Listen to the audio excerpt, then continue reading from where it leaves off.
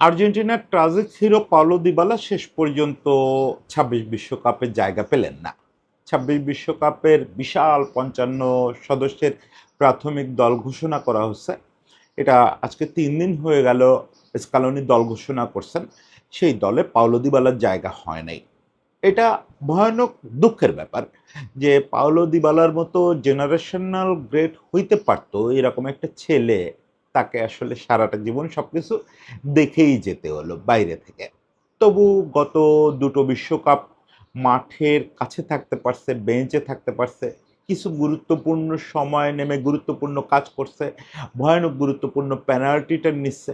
কিন্তু এবার আর দলের সঙ্গেও যাওয়া হবে না, কারণ প্রাথমিক দলেই জায়গা পায় নাই। এখন অনেকেই পাওলো দিবালার এই ডাক না পাওয়া নিয়ে ক্ষোভ প্রকাশ করতেছেন, দুঃখ প্রকাশ করতেছেন। একই সঙ্গে আমি খুব তুচ্ছ মানুষ হওয়ার পরেও আমি কিছু মেসেজ পাচ্ছি, কিছু কমেন্ট পাচ্ছি দিবালাকে নিয়ে এবং আর্জেন্টিনার দলকে নিয়ে, এই ৫৫ সদস্যের দল নিয়ে একটু কথা বলার জন্য। দেখেন, পাওলো দিবালার বাদ পড়াটা আমার কাছে দুঃখজনক, কিন্তু ওই যে সারপ্রাইজিং ফ্যাক্টর না, যে শুনলে আমি চমকায় উঠবো, ইস! দিবালারে বাদ দিয়ে দিল, এত বিস্ময়কর ব্যাপার। না, দিবালা আসলে এই প্রসেসের মধ্যেই ছিল। থাকলেও থাকতে পারতো ৫৫ জনের দলে, নাও থাকলে এমন কোনো মানে বিশাল কোনো সারপ্রাইজিং ব্যাপার না। বরং আমার কাছে মনে হয়েছে যে এই ৫৫ জনের দলটা আর্জেন্টিনার যে বিশ্বকাপ মুখিতা, সেটা নিয়ে কিছু বার্তা দেয়। ৫৫ জনের দল নিয়ে আপনি কখনো বিশ্লেষণ করতে পারবেন না। ৫৫ জনের দল আসলে আপনাকে ফুটবলীয় কোনো জায়গায় পৌঁছায় দিবে না। মানে এটা একটা হিউজ নাম্বার রে ভাই। এখান থেকে ২৯ জনই বাদ পড়ে যাবে। ফলে এখানে আপনি যারে নিয়ে তর্কাতর্কি করবেন, যা কথা বলবেন, দেখবেন সেটা আর কোনো কাজে লাগতেছে না। কিন্তু এই দলটার প্যাটার্ন, এই দলটায় নাম্বার অফ আনক্যাপড প্লেয়ার, এইগুলা মিলে আমার একটু দুশ্চিন্তা এবং একটু অন্য ধরনের সিগনাল এই দল থেকে আমি পাচ্ছি। সেই জিনিসগুলো একটু আলোচনা করি। একই সঙ্গে ওটার ভিতরেই এটা চলে আসবে যে দিবালার কেন বাদ পড়া প্রায় অবশ্যম্ভাবী ছিল। ৫৫ জনের দলে যদি বা জায়গা করে নিতে পারত, ২৬ জনের দলে তার জায়গা হবেই না। সেটা কেন? সেটা আমি ৫৫ জনের দল গঠনের স্টাইল এবং দলের বিশ্লেষণ করলে মোটামুটি বোঝা যাওয়ার কথা। আসেন একটু ৫৫ জনের দলটা দেখি। দেখেন, আবারও ওই কথাটা রিপিট করি যে বিশ্বকাপের প্রাথমিক দল মানে ৫৫ জনের একটা হিউজ স্কোয়াড, এইটা নিয়ে আপনি ফুটবলীয় বিশ্লেষণ করতে পারবেন না। কোনো দলের ক্ষেত্রেই পারবেন না। আর্জেন্টিনা, ব্রাজিল থেকে শুরু করে একদম কুরাসাও পর্যন্ত কারো ক্ষেত্রেই আপনি কোনো সিদ্ধান্তে পৌঁছাইতে পারবেন না। আর ৫৫ জন নাম্বারটা অনেক বড়। এখানে প্রত্যেক পজিশনের জন্য অজস্র বিকল্প। ফলে আপনি কি বলবেন? এটার ফরওয়ার্ডটা ভালো হইছে? মিডফিল্ডটা খারাপ হইছে? ডিফেন্সটা খারাপ হয়েছে, এরকম কিছু বলার কোনো সুযোগই নেই। কারণ আপনি যাদের খারাপ ভাবতেছেন তারা হয়তো বাদ পড়বে। এটা জানে। কিন্তু এই ৫৫ জনের দলটার মধ্যে কিছু মেসেজ আছে, যেটা একটা শঙ্কা তৈরি করে আর্জেন্টিনার জন্য। সেই মেসেজটা হচ্ছে, আপনি যদি দেখেন আর্জেন্টিনার এই যে ৫৫ জনের প্রাথমিক দল, এই দলে ১৬ জন খেলোয়াড় আছে আনক্যাপড, যারা এখনো পর্যন্ত আর্জেন্টিনার সিনিয়র দলের জার্সি পরে নাই। একটা ম্যাচও খেলে নাই। এটা একদমই আ খুব স্বাভাবিক কোনো কথা না।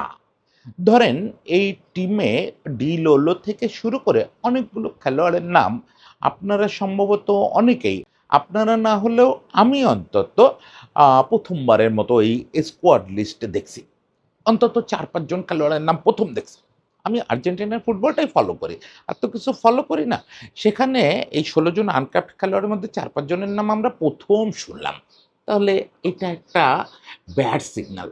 কেন ব্যাড সিগনাল? সেটা বলার আগে আরেকটা ইনফরমেশন দেই যে এই স্কোয়াডে ৫৫ জনের স্কোয়াডে ১১ জন খেলোয়াড় আছে যাদের ম্যাচ নাম্বার ১ থেকে ৫ এর ভেতরে।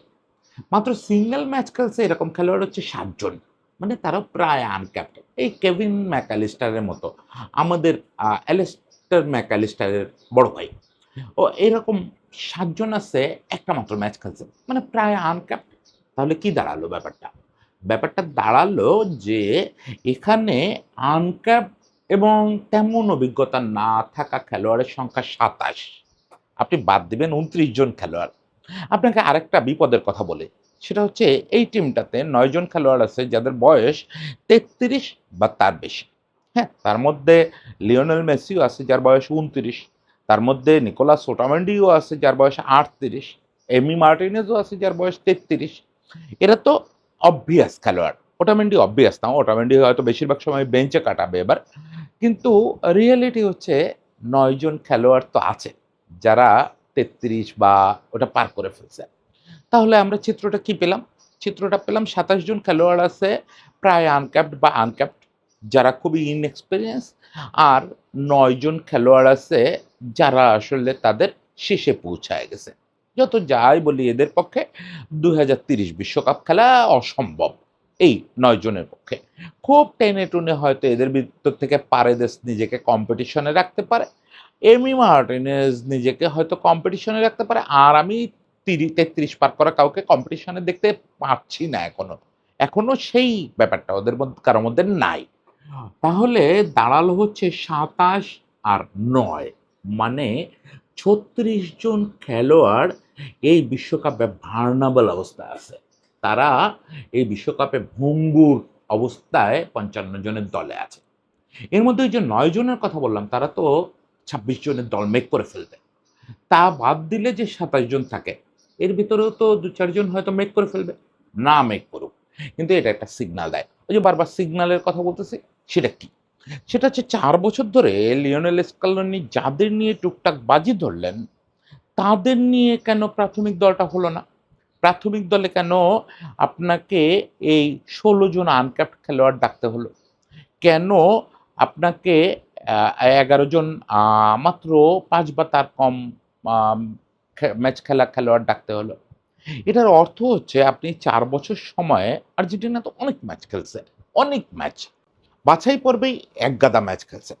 এই সময়ে আপনি ১ নাম্বার হচ্ছে পর্যাপ্ত পরিমাণে খেলোয়াড় রোটেট করেননি হয়তো, করলেও যাদেরকে ওই সময় ভরসা মনে করছেন তাদের বেশিরভাগকেই এই সময় ডাকতে পারেন নাই। স্কালোনি এটা একটা ট্র্যাপে পড়ছেন, বা খানিকটা স্কালোনি বলা যায় যে এই জীবনে ১ম একটু রিজিডনেস দেখাইছেন এই ৪ বছরে। দুটোই সিমুলটেনিয়াসলি ঘটছে। একটা হচ্ছে স্কালোনি কোর গ্রুপে খুব একটা হাত দিতে চান নাই। স্কালোনির সামনে যদি সুযোগ থাকতো উনি যেভাবে টিমটাকে এই ৪ বছর চালাইছেন, তাতে আসলে উনি ২০২২ বিশ্বকাপের ওই ২৬ জনকেই ২০২৬ বিশ্বকাপ খেলায় দিতেন। কারণ ওই টিমটাকে তার এত বিউটিফুলি সিনক্রোনাইজ করতে পারছিলেন এবং আউটপুটও পাইছেন সেরকম। ফলে ওই টিমটার প্রতি ফ্যাসিনেটেড ছিলেন। ওখান থেকে ধরেন ডি মারিয়া যদি রিটায়ার করে না ফেলতো, ২-১ জন খেলোয়াড় যদি একেবারে আউট অফ ফর্ম বা ইনজুরির কারণে ব্রাত্য না হয়ে যেত, তাহলে দেখা যেত ওই টিমটাই খেলায় দিচ্ছেন। তো সেটা তো পৃথিবীর কোথাও হয় না। খুব বিরল কিছু ক্ষেত্রে দেখা যায় যে আগের বিশ্বকাপের স্কোয়াডে প্রায় সবাই আছে। কিন্তু স্কালোনি জোরজার করে হলেও সেটা কন্টিনিউ করছেন। সেটা আমরা জেনারেল ওটামেন্ডিকে দেখলে টের পাই, খানিকটা ডিপলকে দেখলেও টের পাই। ডিপলও এখন অনেক তরুণের চেয়ে একটু পিছায় আছে।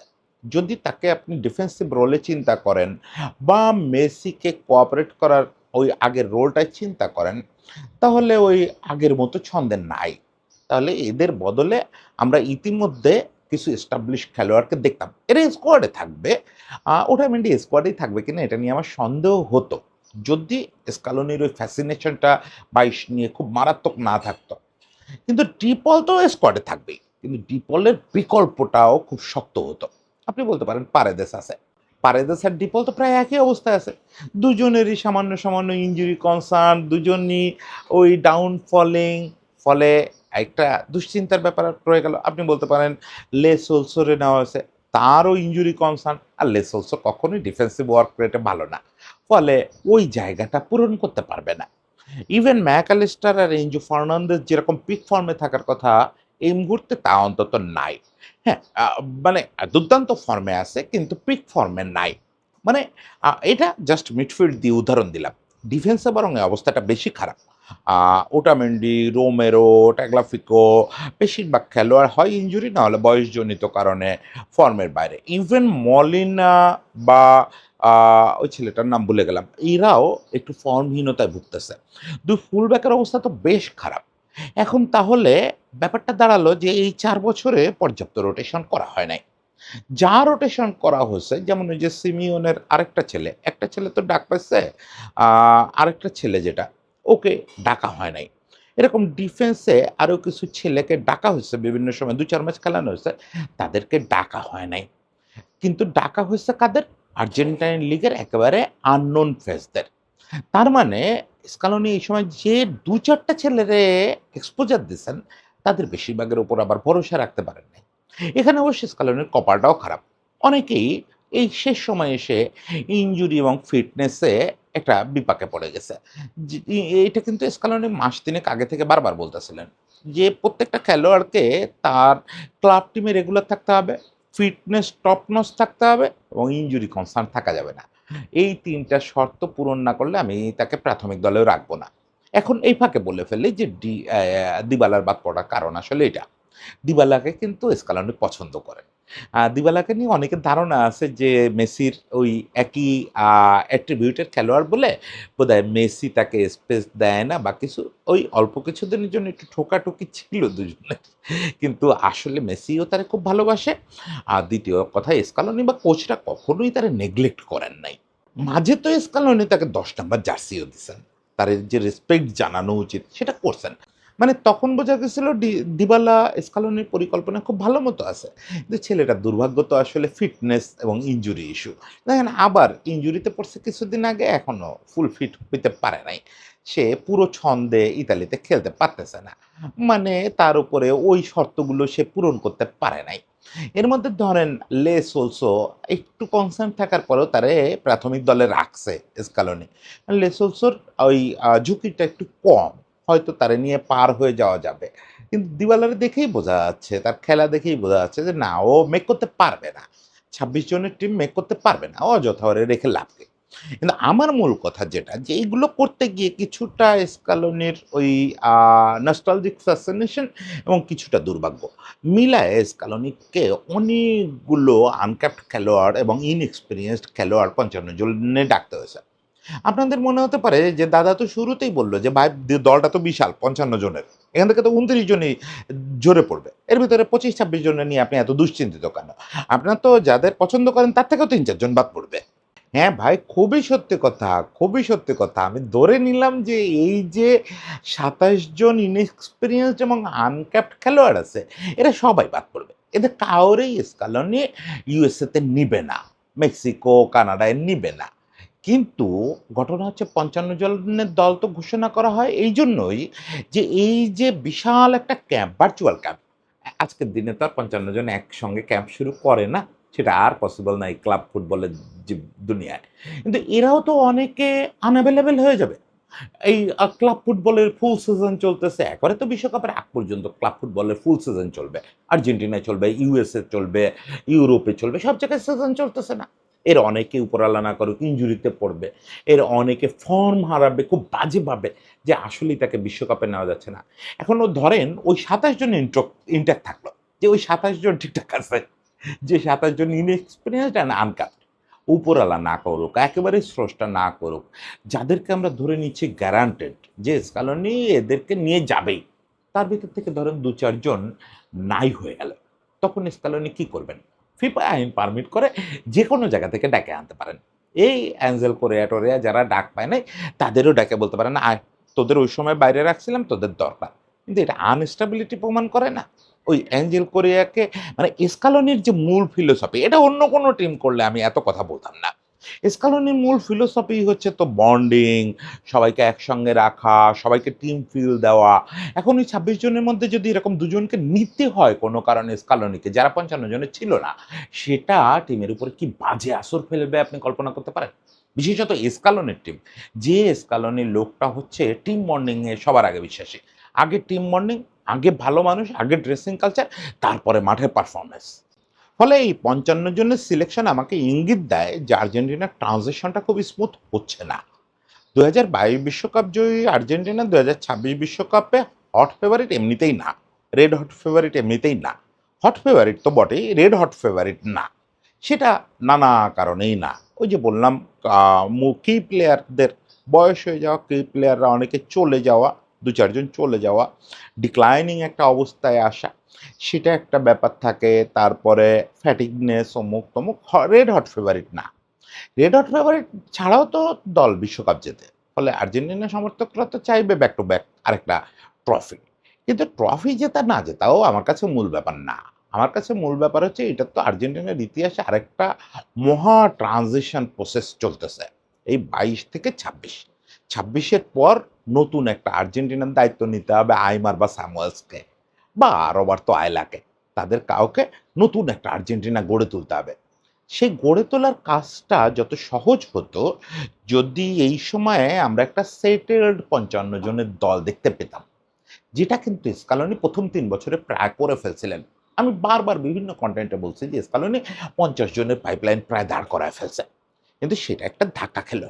ধাক্কা খেলো এরকম যে, যে তরুণদের কথা আমরা যে তরুণদের এই সময় দলের আশেপাশে দেখছিলাম, তারা কম সুযোগ পাইছে এই আ প্রাথমিক দলে, সুযোগ পাইছে অপরিচিতরা বেশি।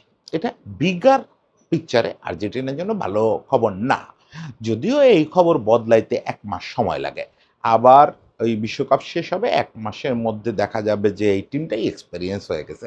কত কিছু তো খুব দ্রুত বদলে যায় আর এত প্রতিভা বের হচ্ছে ওই দেশটা থেকে যে এটা বদলাতে বেশি সময় লাগবে না। আবার আশার কথাও আছে যে স্কালোনি এই সময় যাদের নিয়ে যুদ্ধটা লড়ছেন তারা যে সবাই বাড়ি চলে গেছে তা তো না। আমার কথাবার্তা শুনে আবার যদি কেউ ভাবেন যে স্কালোনি এই সময় কোনো তরুণ প্রজন্ম গড়তে পারে নাই। আরে ভাই তাই নাকি? এই সময় আপনি দেখেন না গার্নাচো, এইচেভেরি, আলমাদা যদিও ২২ স্কোয়াডে ছিল বাট হি ওয়াজ নোহোয়্যার। ওখানে ও গেছিল অনেকটা পর্যটক হিসাবে। তারপরে কত ছেলে নিকো পাজও ওই সময় কিন্তু নিকো গঞ্জালেস ওরা ওই সময় একদম বাচ্চাটা। এখন সেই জেনারেশনটা গড়ে উঠছে। ডিফেন্সিভ মিডফিল্ডে ধরেন বার্কো আসছে, অ্যাটাকে প্রেস্তিয়ানি, তারপর মাস্তান যোগ হয়েছে দলে। একেবারে তো মানে ফ্রম নোহোয়্যার একটা টিম নিয়ে এসে যাচ্ছে না। ২৬ জনের দল যখন দেখবেন তখন দেখবেন আর এই ফিল্ডগুলা কাজ করতেছে না। তখন দেখবেন যে সবাইকে আপনি চেনেন, সবাইকে পরীক্ষিত মনে হচ্ছে। আমি আসলে একটু বিগার পার্সপেক্টিভ এ বললাম যে স্কালোনি যে ধাক্কাটা খাইছেন সেটা হচ্ছে যে হওয়া উচিত ছিল ৫৫ জনের মধ্যে অন্তত ৪০ জনই স্কালোনির খুব ট্রাস্টেড পিপল। যে অলরেডি এই ৪ বছরে এদের আমি ট্রাস্ট করে ফেলছি। এদের যে পরীক্ষা নেওয়ার নিয়ে ফেলছি। সেই জিনিসটা হলে সবচেয়ে খুশি হতাম। সেই জিনিসটা না হলেও যে ২৬ জন যাবে ওরা ট্রাস্টেড ২৬ জনই যাবে। যে স্কালোনি যাকে তাকে নিবে না। দেবব্রতকে বলবে না যে আসো বিশ্বকাপ খেলো। ওটা কোয়ালিটি লোক নিয়েই যাবে। সেই দলটা নিয়ে বাজি ধরতেই পারেন। রেড হট ফেভারিট টিম না হলেও দিব্যি বাজি জেতা যায়। আপনি মেসির হাতে আরেকটা ট্রফি কল্পনা করতেই পারেন। কারণ লোকটা গুরু স্কালোনি। সে তো কিছু একটা ম্যাজিক তার আস্তিনে রাইখাই দিছে। স্কালোনির জন্য ৫৫ জনের এই দলের সবার জন্য এই দলের প্রত্যেকে একটা মহা সৌভাগ্যবান। আপনারা পৃথিবীর সর্বকালের একটা সেরা দলের অংশ হলেন, নামে অন্তত। হয়তো আপনাদের বেশিরভাগেরই যাওয়া হবে না ওখানে। আপনারা কেবলই এই দলে নামে অংশ হলেন। কোনোদিন একসঙ্গে প্র্যাকটিসও করার সুযোগ পাবেন না বিশ্বকাপের আগে। আপনারা হয়তো ১ম এই বাকি সিনিয়রদের দেখবেন বিশ্বকাপের পরে গিয়ে, মাঠে দেখবেন। কিন্তু আপনারা ইতিহাসের অংশ হয়ে গেলেন। আপনারা এই বিশ্বের সর্বকালের সেরা অন্যতম একটা দলের পার্ট হয়ে গেলেন। সেজন্য আপনাদের সবাইকে শুভেচ্ছা, সবার জন্য ভালোবাসা।